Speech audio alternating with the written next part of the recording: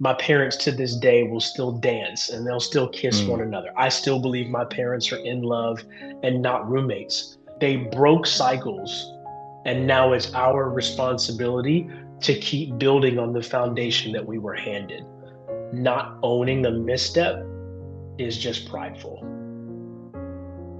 It's just prideful.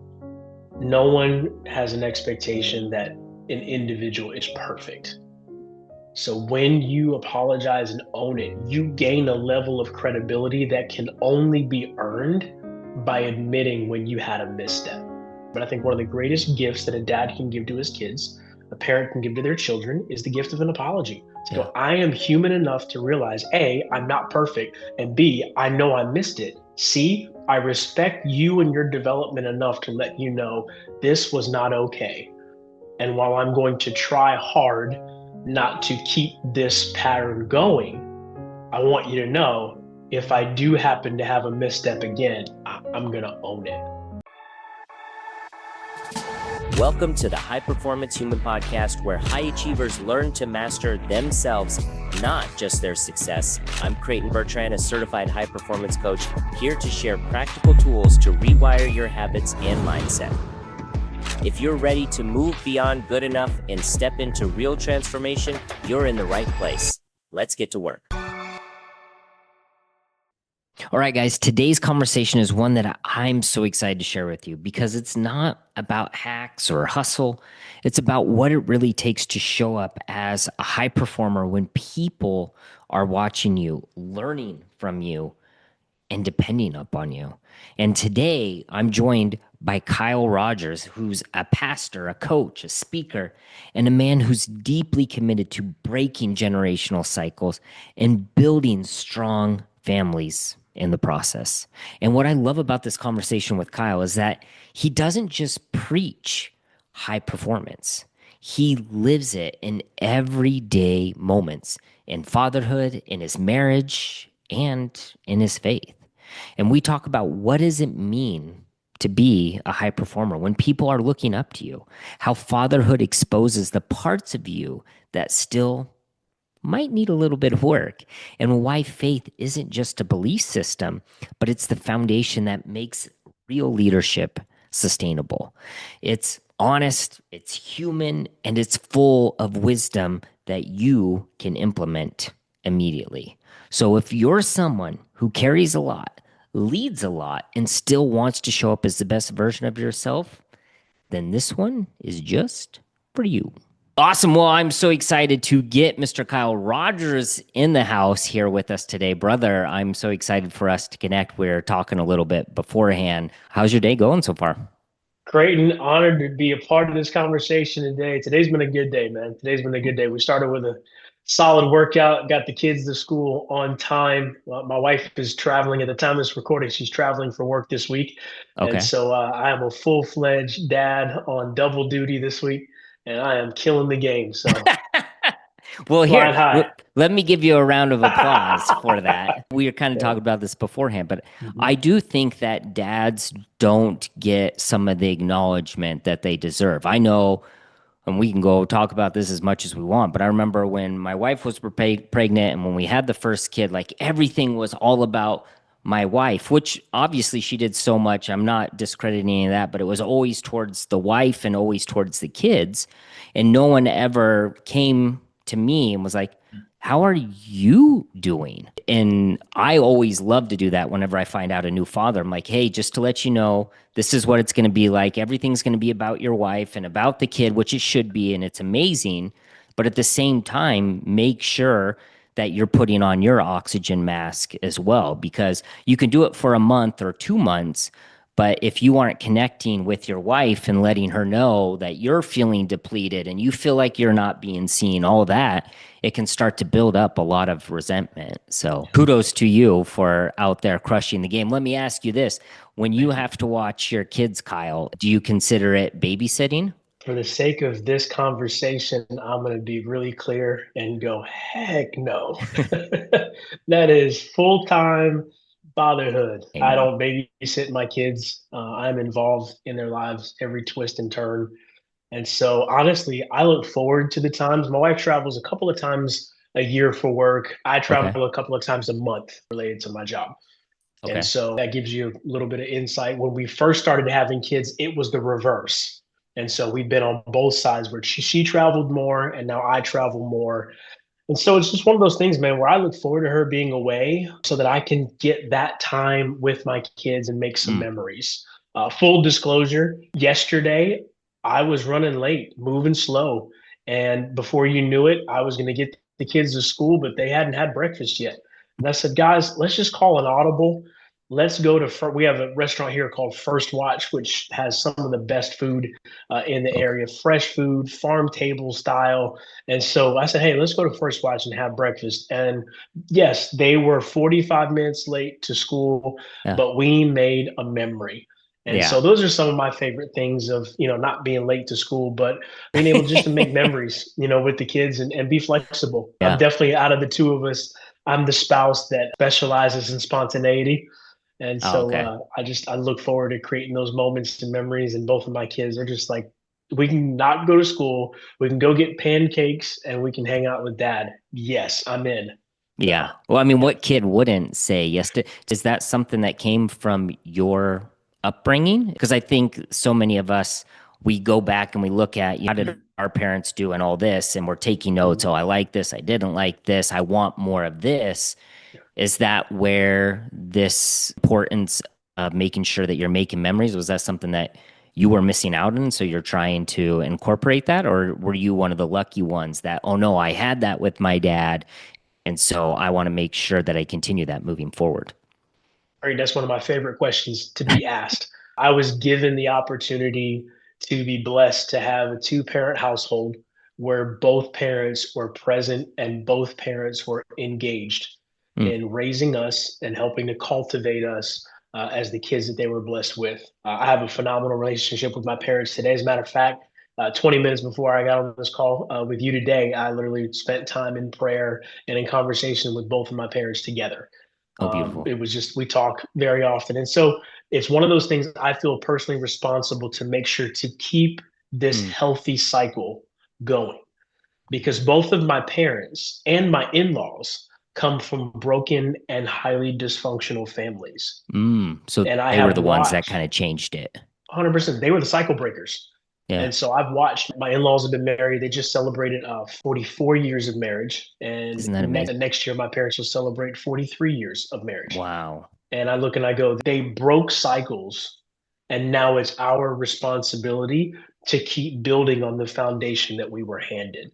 Going back to your parents being Mhm. 43, you said they're coming up on Yep, they'll 43. be they'll be 43 next year. Yep. Did you ever see them struggle growing up? Or was it always just this? People always ask this of me, of like, because there's seven kids in our family and my parents are still together, blessed as well, that Mhm. people are like, oh, your life was just so Brady Bunch. Everything was so perfect. And I'm just like, no, like there was so much struggle, there was so much hardship in it, but that's where the beauty of life really is waiting for us. Would you say that your view of your parents, was it all rainbows and roses, or did you see some difficult times? I would say yes and. Yeah, okay. Yes, that there were moments where they kept us appropriately guarded from different struggles that they were navigating on an adult level that we weren't ready to be engaged with on a child level. And I remember what it's like now to see them navigating the stresses of raising young children. My dad worked two jobs for a season of time. My mother was a stay at home mom. That was the decision they made, and they felt that the Lord had nudged them to do so. I remember my dad working for Orkin as a bug man Okay. and watching him navigate through that while also pastoring a church that could not Wow. pay him a full-time salary but Yeah. was asking from him full-time work in the Yeah. ministry. Watch them navigate that. And so you see the stresses, you occasionally see the arguments, you feel the pressure that they feel just as being one of their kids, but then you also watch them apologize when things were said that were not on target. You also watch them. My parents to this day will still dance and they'll still kiss Mm. one another. I still believe my parents are in love and not roommates. But the older that I'm getting, and now being married 14 years myself, Our Congrats. oldest, thank you, man. Our oldest is 9, our youngest is 5. I call them probably once a month and go, hey, I understand it now. I Yeah. understand what you had to go through and how you had Mm. to fight. And I'm learning what it is to engage myself as we continue to build this next level of the foundation you handed us. And that's so beautiful. I think that that's something that I just want us to emphasize, and feel free to argue with me if you want to, but it's so imperative for us to show our kids everything that you just talked about. That struggle where it's appropriate. Obviously, my 2 year old, I'm not going to talk about certain things, but then my 12-year-old, I talked to her about, there was a time when mommy and daddy, we almost got a divorce about when we were 7 years into our relationship. And because I just want her to know that, yeah, it was hard, but we chose to fight. We chose to double down and do what it took to fit. And we're so grateful. We're coming up on, we'll be at 14 too. Congrats, man. And what a beautiful gift. And we Yes. obviously wouldn't wish upon anyone the hardship that we went through during Correct. what we call like the Great Divorce era, Mm. but it strengthened our relationship to become something that wasn't even possible back then because we didn't talk about certain things and all that. So I think it's so important for us to let our children know of the struggles that we deal with so that when they get older, I see this so many times from people that I coach or run into of like, well, there's something wrong with me. There's something broken because of this. And I'm just like, oh my gosh, no, you're having a life experience. Welcome Yes. to life. It's Welcome to real hard, life. but Hmm. that's what makes it so beautiful. And then the last thing that I want to double touch on that you said that your parents apologized. Hmm. And this Yeah. is one of the very first things that I love about anyone that is biblical in Genesis. It talks about, when Adam and Eve fell, Hmm. the first thing that God did is ask them where they were at and what it is that gave them an opportunity to repent. Yeah.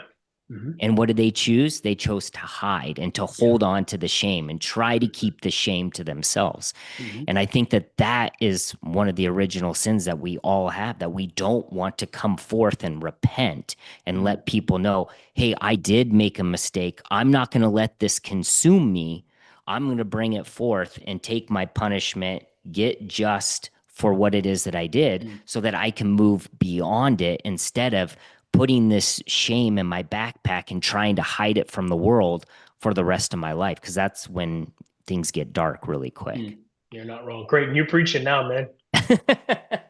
I'm Absolutely. sorry. No, no, I like it. I like it. I think one of the greatest gifts that any parent, and I'm just going to speak from a dad's perspective because I am one. I think one of the greatest gifts that any father can give to his children is the gift of an apology. Yes. At some point, you are going to miss it. At some point, you're going to yell when you should have had a collected conversation. At some point, you are going to assume the worst of your child when you should have started with the best, even though they're 5 and 9 Mm. and they do wild and crazy things. At some point, your tone, being married, your tone of voice with your spouse is going to be off. Yeah. Whatever it is, like we can fill in the blanks really quickly about the Mm. areas where we've missed it. But I think one of the greatest gifts that a dad can give to his kids, a parent can give to their children, is the gift of an apology. To Yeah. go, I am human enough to realize A, I'm not perfect, and B, I know I missed it. C, I respect you and your development enough to let you know this was not okay. And while I'm going to try hard not to keep this pattern going, I want you to know if I do happen to have a misstep again, I'm going to own it. I remember one time in particular, our daughter she was probably around 4. And my Okay. wife and I had what some people would call intense fellowship or an argument. And I remember just walking out of the room and I went to our room and I closed the door, but I slammed the door. I mean, you could Yeah. hear it rattle through the whole house. And it scared our daughter at the time. And so she was crying. And I knew I needed to apologize for scaring her, but I also needed to explain to her that, hey, sometimes I'm going to miss it. Yeah. Now, Creighton, for the next 6 months, I heard over and over again, Daddy gets mad, Daddy slams doors, Daddy gets mad, Daddy slams doors. Because kids, they repeat things that made an indention on their memory. For But sure. the thing she can say on the flip side is, my dad slammed the door, but when he reopened it, he apologized for causing angst and for scaring me in that moment. Yeah. And And you so get I to show them not only that, but like I'm sure after you did that, you chose to react different. And so they're like, yeah, daddy did this, but Mhm. this is what he does now. I try not to make promises to my kids of like, hey, I'm not going to do this again. I'll be honest with you. I'm a human. I have days where my self control isn't as sharp as it needs to be. Yeah. Or I have days where I just have more moments where my emotions are in the driver's seat instead of the passenger seat. And so I'm not going to make a promise that I'm not going to do it again. No, but I'm going to let you know I am working to make sure that this doesn't become a pattern. The one thing that I love about Mhm. the apology is I think when we apologize, it takes so much courage to take ownership of what we did. Going back to what I was talking about, Adam and Eve, like it's so much easier to be a coward and pretend I didn't do that. No one else saw that. Like I'm going to hide this from everyone else. Do you have any recommendations or anything that we can say to the father or just anyone out there that's listening to this Mhm. that they struggle on taking ownership and accountability for their shortcomings, for their failures of being a human? The first step in the process is to remember that not owning the misstep is just prideful. It's just prideful. No one has an expectation that an individual is perfect. So when you apologize and own it, you gain a level of credibility that can only be earned by admitting when you had a misstep. Yeah. So I would encourage that dad just go, hey, like set the pride aside and develop a pattern of humility. Yeah. Because how fast are we as parents to demand of our children to apologize to one another or to someone else? But how slow can we be as the adults in the room to own it and apologize ourselves? Yeah. And so I just go, hey, like set the pride aside. And then the second step in the process is don't just give an apology of like, hey, I'm sorry if I hurt your feelings. That Yeah. is glossing over the issue. Like you have to be very specific. I think the kids say it like this: let the apology be as loud as the disrespect. Mm, that's a So good I one. go, hey, if I missed it, I need to own it. Hey, I own the fact that I scared you with the tone of voice that I used. I'm sorry. Yeah. Not, hey, if I scared, no, no, no. Clearly I did something. So whatever it is, like own it. And then go, hey, I'm going to keep working to make sure that this misstep doesn't become a pattern. Because kids will remember patterns. I remember the patterns that I noticed. The one-offs, they become stories and things you laugh about. But the Yeah. patterns become cycles that they will walk into as adults themselves.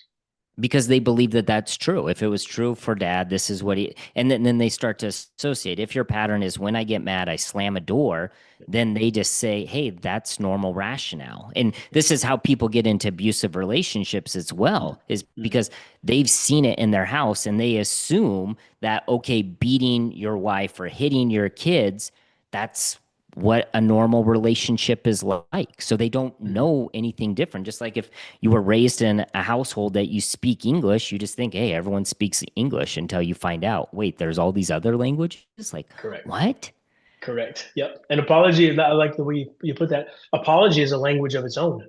Amen. Yep. Emotions 100%. is all about a totally different language. So yeah, That's exactly right. I'm 100%. learning that more and more each day.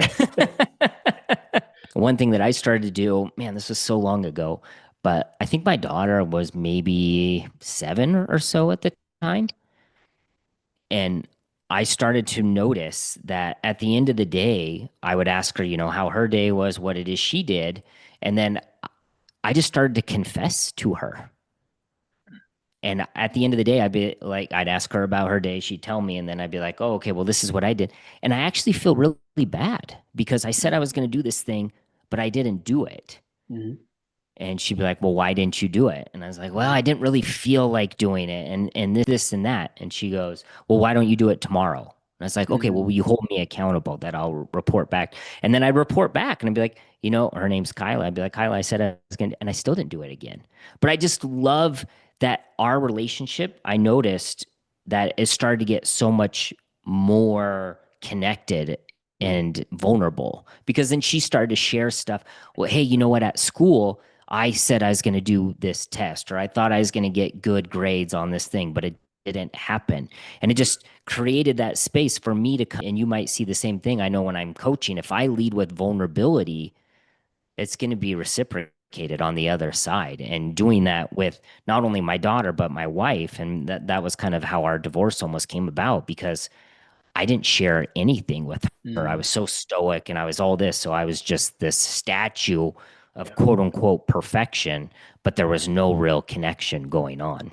Yeah, they can be tough for high performers to get to a place like this because when you're out in front of people, you are used to having the bravado. Oh, You are yeah. used to bringing, let's just call it what it is, a facade at times. Yeah. And a number of high performers struggle with that imposter syndrome. If they really find out who I am I going to be able to command the room and command the respect of the team moving forward? I think sometimes, how that happens in the workspace is a different part of the conversation, but we cannot bring that into our homes and expect genuine and authentic, honest relationship with the people that we say we care about the most and with the people that we're doing life with. Yeah. It's one of those things where you have to be willing. I like the way how you talked about that. Researchers tell us that when adults process their emotions and the emotions of their day out loud, that it actually empowers the children to learn how to tap into their emotions and understand them without letting their emotions guide them longer than they Yes. should. That's a rhythm that I have also tried to begin with my own kids, even just this year, of talking through not just what happened in my day, but the emotions that I Yes. felt in navigating the day, especially as a dad, because I think they see me lift weights, they see me do hard things, they see me stand up in front of thousands of people and speak for an hour. They see me communicate on social media when they have their faces over my shoulder and they're going, watching me scroll through my phone at times. They see me do these things, and it can look like dad's got it figured out, or it can look Yes. like dad's got this image thing down really well. But man, if anyone needs to understand some of the struggles that I'm navigating through inappropriate spaces and with the right boundaries, it should be the kids that share the same DNA as I. Yes.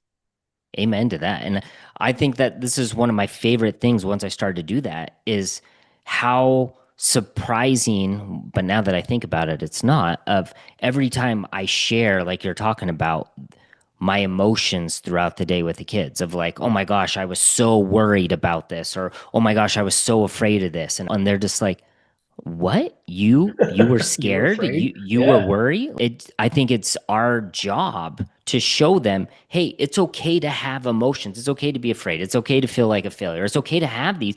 But regardless of what you're feeling, you still get to decide what is your actions. And I've done Mhm. that so many times, of like, again, with my daughter, like talking like, oh my gosh, when you did that, I was so angry. I wanted to yell. She goes, I didn't even know that you were angry. You get angry? And I'm like, yeah, I was Mhm. so angry when this thing happened. She goes, oh my gosh, I had no idea. And I think that that's so important for us to model and talk, to show our children what it's like to have emotions, but not let our emotions control us. 100%. One of the things that I do on a weekly basis is I send out an email to dads. It's called Dads Matter. And every week we follow James Clear's pattern of three thoughts, two quotes, and one question. And most of the email content is really empowering dads to find clarity, but also confidence to be able to have Mm, these type of conversations with their kids. Because I believe that most dads want to engage. Sometimes they just don't have the tools to know how. yeah. Sometimes you're unpacking things you grew up with. Sometimes you are the first one in your family to set a new pattern or to break a cycle.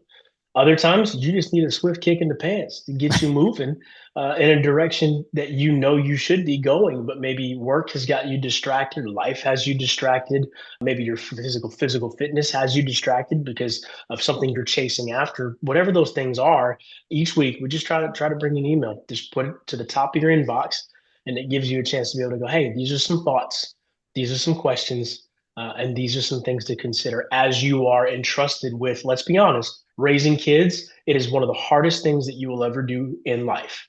It is also one of the most rewarding things when done well. For the person that wants to get on that, where do you suggest they go to? They can reach out to me on my Instagram feed. There's a link in the bio that leads right to that. My Instagram handle is at Kyle Rogers, or you can go to my website, kylerogers.co.